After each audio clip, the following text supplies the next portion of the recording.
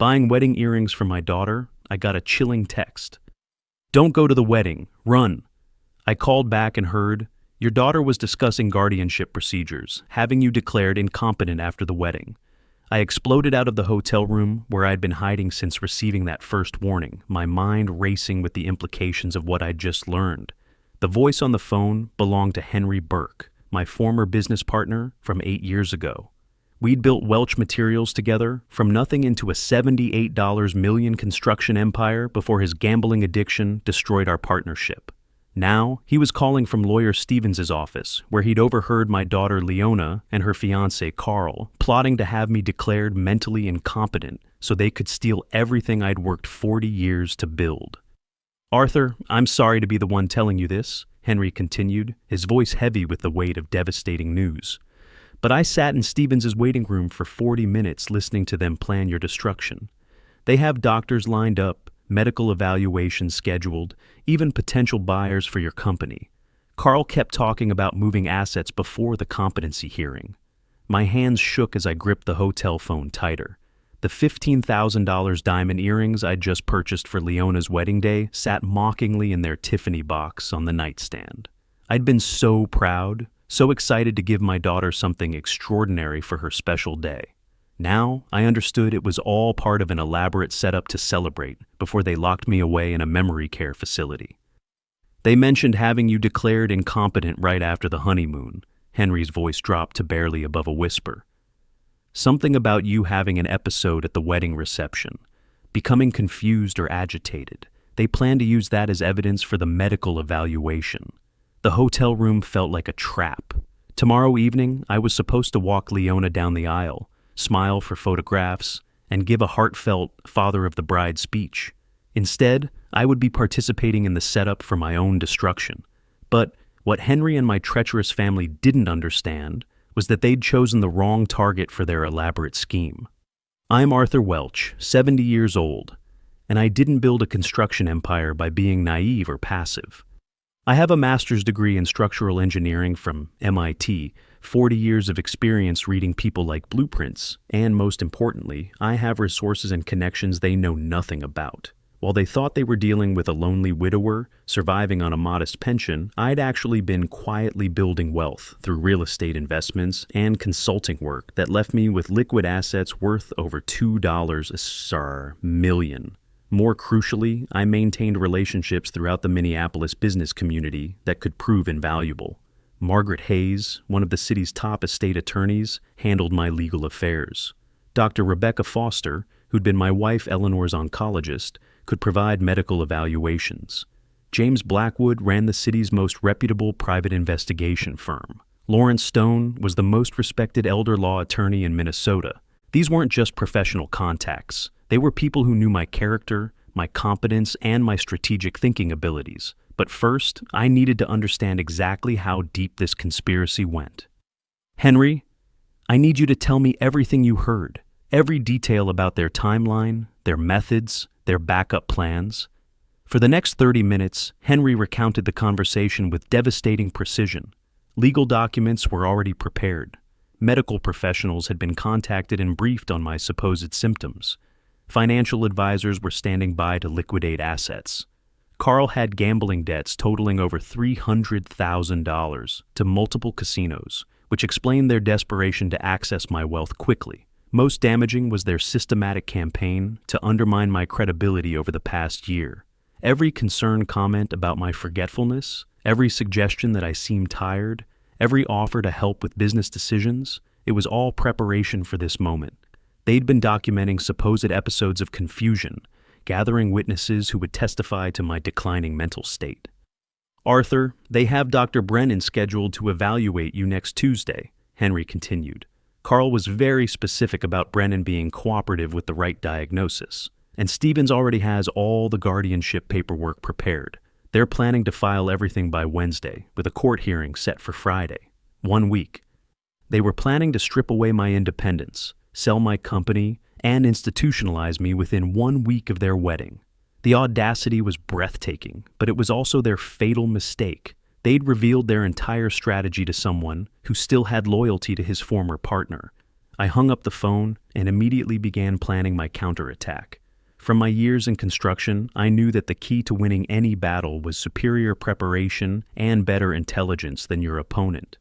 They expected to face a confused, isolated elderly man. Instead, they were about to discover they'd declared war on someone with 40 years of strategic business experience and the resources to destroy them completely. My first call went to Margaret Hayes at home, despite the late hour. "Margaret, I need an emergency consultation tomorrow morning. I'm dealing with a family situation that requires immediate legal protection." "Arthur, you sound distressed. What's happening?" "Someone is planning to have me declared mentally incompetent through fraudulent means. I need comprehensive elder abuse protection strategies, and I need them fast." Margaret's tone shifted to complete professional focus. "I'll clear my Saturday morning schedule. Bring any documentation you have, and we'll build an ironclad defense." My second call went to James Blackwood's emergency line. His private investigation firm had helped me conduct background checks on potential business partners for years. "James, I need comprehensive financial background investigations on 2 individuals, Carl Fraser and Dr. Brennan. I'll pay triple your usual rush fee." "Arthur, it's almost midnight. This must be serious." "It's life or death serious. I need everything: debts, criminal history, professional licensing issues, anything that shows character problems or financial desperation. I'll have preliminary reports by tomorrow afternoon." The third call was the most important. Dr. Rebecca Foster had known me for years through Eleanor's cancer treatment. She'd witnessed my competence during the most stressful period of my life, watching me handle complex medical decisions, insurance negotiations, and care coordination with complete mental clarity. "Rebecca, I need you to conduct a comprehensive cognitive assessment on me tomorrow morning. Someone is planning to have me declared mentally incompetent using fraudulent medical opinions. I need documentation from a respected physician that my cognitive function is completely normal." "Arthur, that's a serious accusation. Are you certain about this?" "I have recorded evidence of the conspiracy. Can you also run a complete physical and toxicology panel? I suspect they may have been drugging me somehow."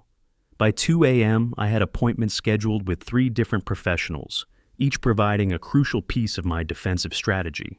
Margaret would handle legal protection, James would expose the conspirators' vulnerabilities, and Rebecca would provide medical documentation of my competence.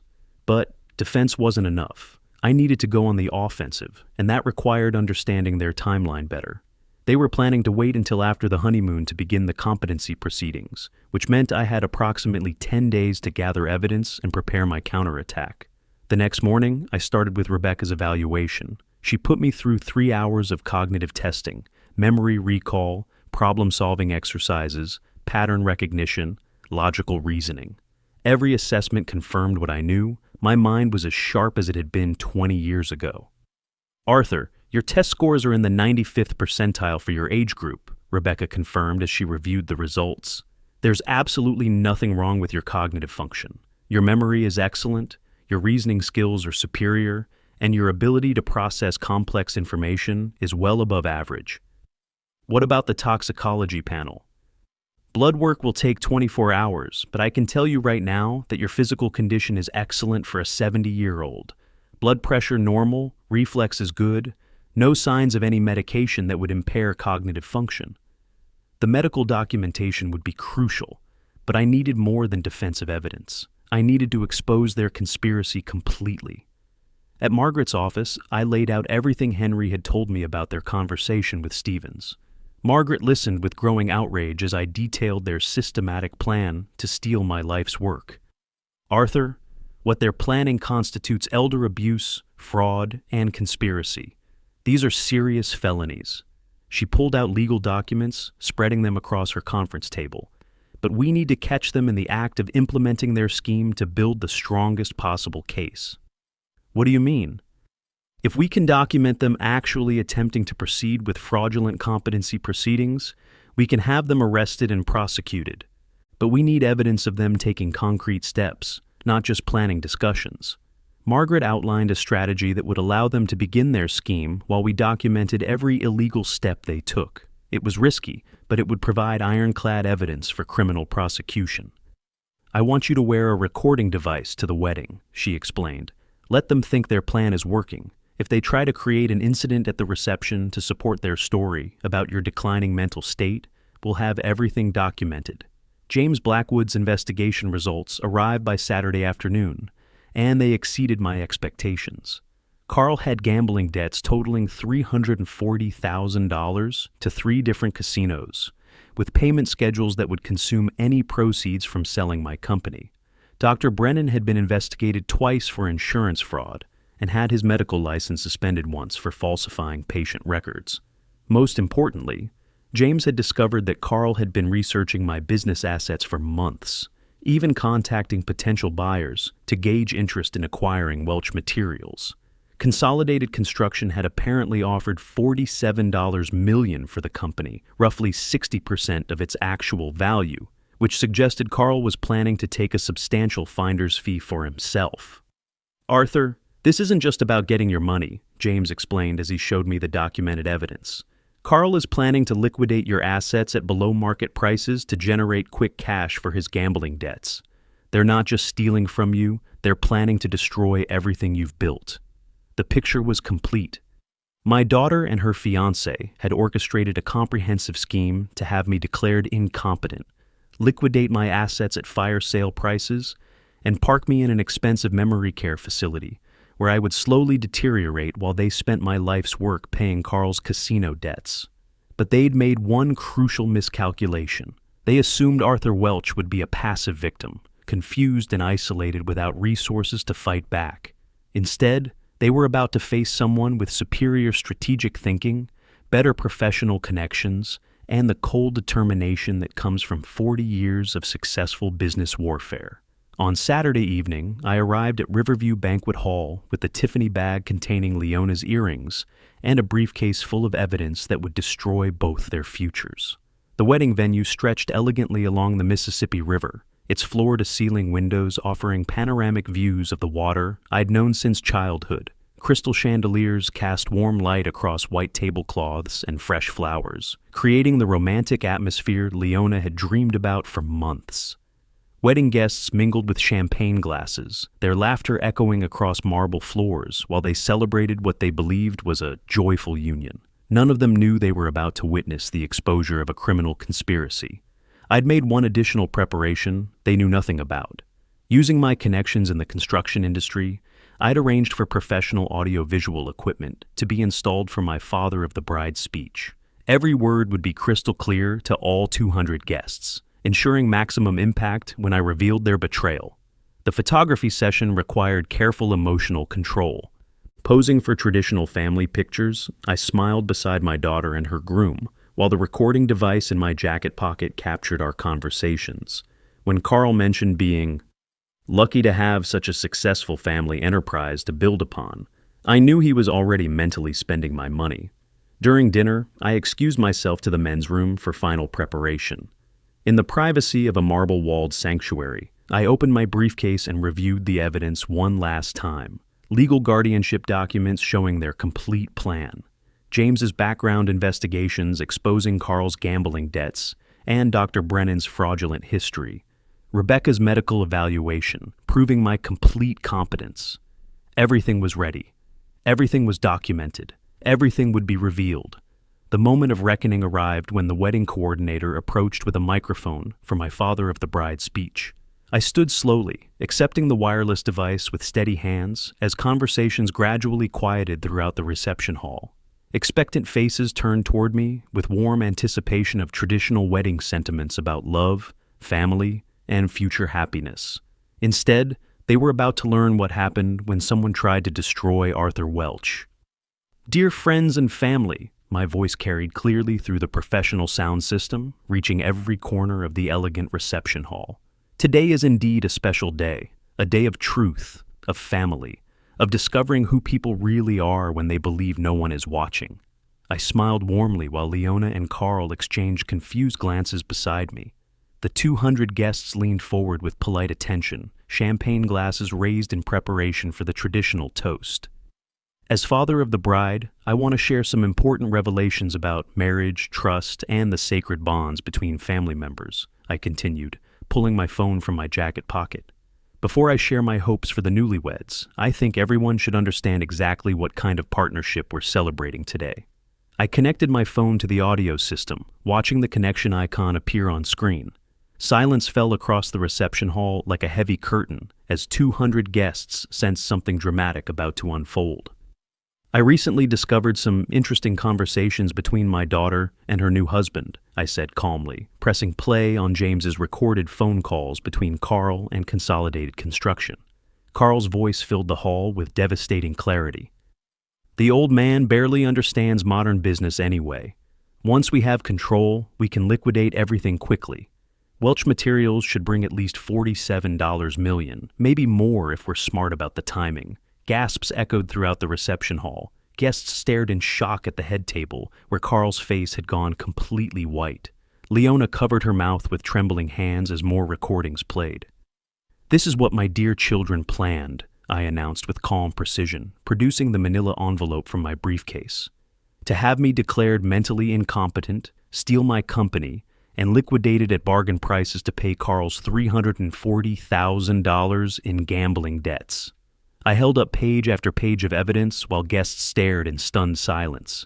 The happy wedding celebration had transformed into a courtroom where judgment was being delivered with businesslike efficiency.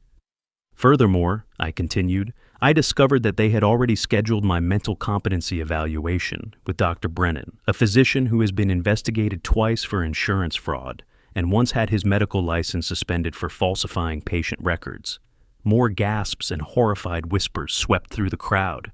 Several elderly relatives stood up and walked toward the exit, unable to stomach the revelation that family members could orchestrate such elaborate betrayal.